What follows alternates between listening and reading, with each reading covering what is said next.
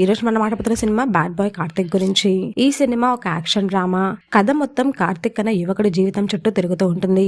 బయటకు అతను bad boy లా కనిపించినా కానీ అతని గతంలో చేస్తాయి. తన జీవితంలో జరిగిన అన్యాయం, ప్రేమ మరియు కుటుంబ సభ్యుల మధ్య అతను చేసే పోరాటమే ఈ సినిమాకి main point. Hero Karthik character లో నాగశౌర్య ఈ సినిమాలో కొత్త అవతార్ లో కనిపించారు. మాస్ మరియు యాక్షన్ సీన్స్ లో మంచి ఎనర్జీతో కనిపించారు. ఎమోషనల్ సీన్స్ లో కూడా ఒకే పర్ఫార్మెన్స్ ఇచ్చారు. హీరోయిన్ క్యారెక్టర్ కథకి ఎమోషనల్ టచ్ ఇస్తుంది. హీరోతో కెమిస్ట్రీ ఓకే అనిపిస్తుంది. విలన్ క్యారెక్టర్ స్ట్రాంగ్ గా ఉండి హీరోతో కాన్ఫ్లిక్ట్ ను బాగా చూపిస్తుంది.